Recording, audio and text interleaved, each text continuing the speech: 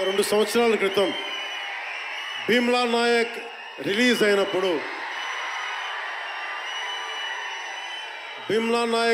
అయినప్పుడు అందరి సినిమాలు 100లో ఉంటే పవన్ కళ్యాణ్ సినిమాలు 10 రూపాయలు 15 రూపాయలు చేశారు.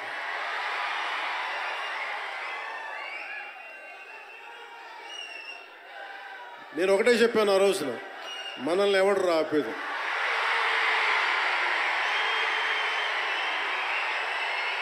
This is not about money. This is not about finance. This is not about records. This is about damn guts. This is about damn courage. This is about damn tenacity. We are here. We will stand by. We will serve justice.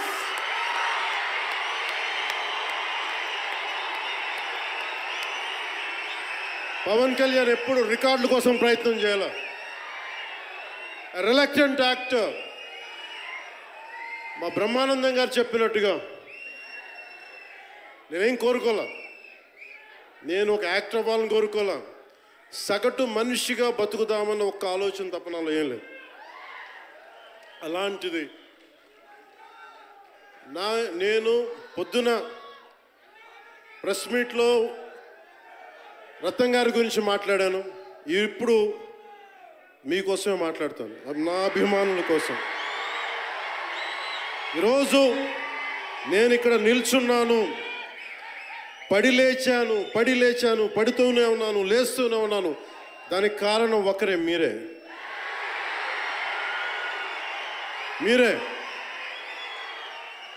పడిపోయినా, కింద పడ్డా, లేచినా, ఉన్నా అన్నా నీ వెంట మేము ఉన్నామని. నా దగ్గర ఏమన్నా ఆయుధాలు ఉంటాయా? నా దగ్గర ఏమన్నా గుండాలు ఉంటారా? నా దగ్గర ఎవరు లేరు, గుండెల్లో ఉండే మీరు తప్ప.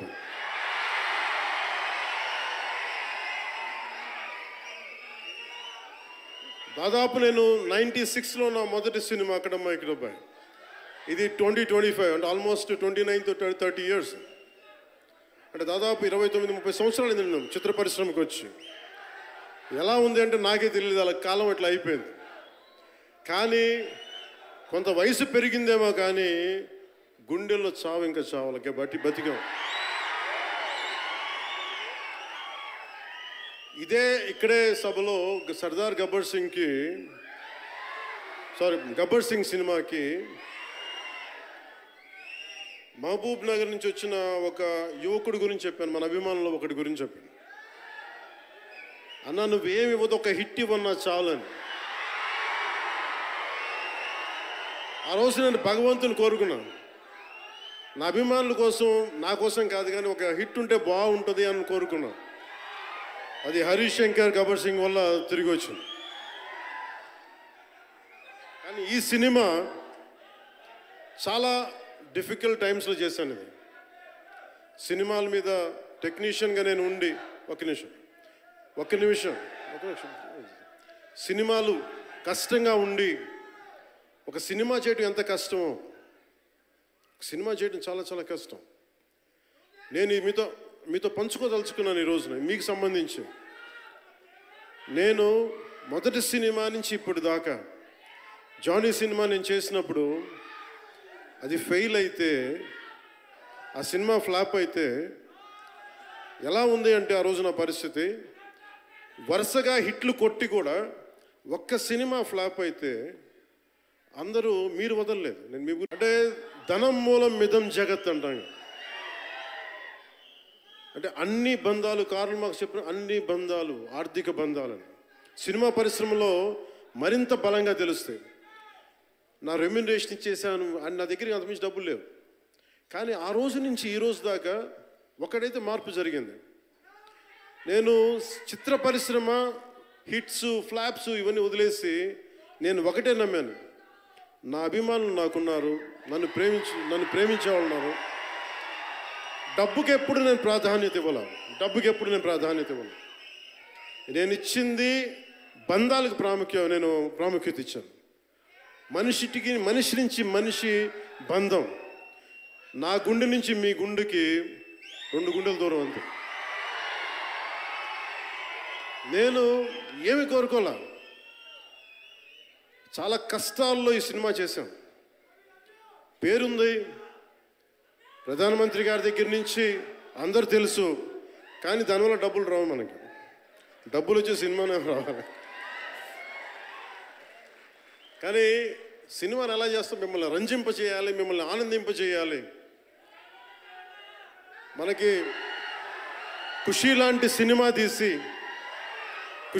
సినిమా తీసిన ఏఎం రత్నం గారు ఎప్పుడో 2017లో ఎప్పుడో సినిమా వచ్చి మీరందరూ తిడతా ఉంటారు కదా నన్ను, ఎంతసేపు రీమేకులు చేస్తావు అని.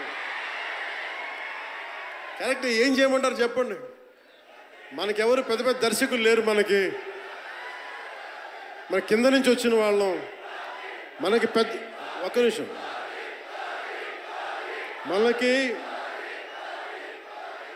మన సినిమాల్ని చెప్తున్నా, ఓజీ సంతోషం, ఇది వీరా, మీకు ఈ సినిమా గురించి చెప్తాను మీకు. అంటే మనకి దర్శకులు ఎవరు లేరు. నన్ను అందరూ కూడా ఈ రీమేక్ చేస్తే వీడితో పని అయిపోతే డబ్బులు వస్తాయి, వీడికి రీమేక్ చేస్తే డబ్బులు వస్తాయి. మధ్యలో నేను చేసిన పాపం వల్ల ఒక ఫ్లాప్ తీసాను అంతే. ఆ ఫ్లాప్ తర్వాత నా గ్రిప్ రాలే మళ్ళీ ఫిల్మ్ ఇండస్ట్రీలో. మళ్ళీ నాకు నిలబడింది ఒక త్రివిక్రమ్ శ్రీనివాస్ నిలబడ్డాడు నా కోసం. ఆయన ఎవరో కూడా తెలియదు నాకు. ఎవరన్నా సక్సెస్లో వెతుక్కొని వస్తారు, అపజయాల్లో వెతుక్కొని వచ్చిన నా మిత్రుడు, ఆత్మ బంధువు త్రివిక్రమ్ శ్రీనివాస్ వచ్చి అప్పుడు జలసా తీశారు. కష్టాల్లో ఉన్నప్పుడు లేదు, అడ్వర్సిటీ రివీల్స్ ట్రూ క్యారెక్టర్ అంటారు. కష్టాల్లో ఉన్నవాడే వచ్చినప్పుడు స్నేహితుడు. అలాంటి స్నేహితుడు నాకు భగవంతుడు త్రివిక్రమ్ శ్రీనివాస్ ద్వారా వచ్చాడు. అలాగే ఎందుకు రీమేక్స్ చేశాను మీకు ఉంటుంది కదా. నా పార్టీని ఎవడు నడుపుతాడు? కొత్త కథలు తీస్తే ఎప్పుడో వెళ్ళిపోద్ది. నా భార్యని కానీ నా పిల్లల్ని కానీ ఎవరు పోషిస్తారు?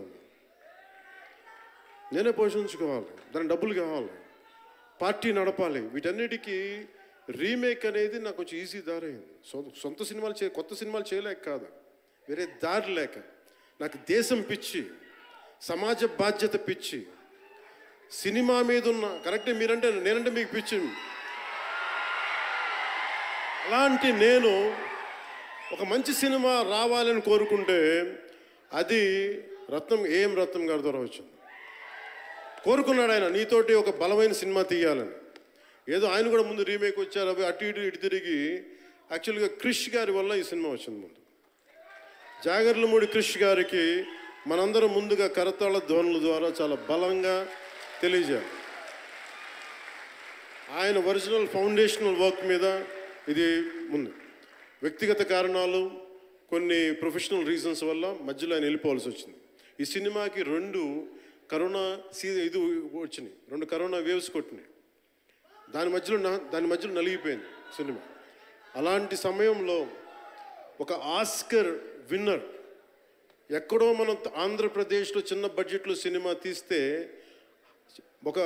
మన బడ్జెట్స్ ఎంత ఉంటాయి? 10 కోట్లు 15. అలాంటి సినిమాల నుంచి సంగీత దర్శకత్వం వహించి మనం పెట్టే నాటు నాటు నాటు అనే పాట ప్రపంచమంతా ఉర్రూతో లూగిస్తుంది అనేది తెలియజేశారు కీరవాణి గారు.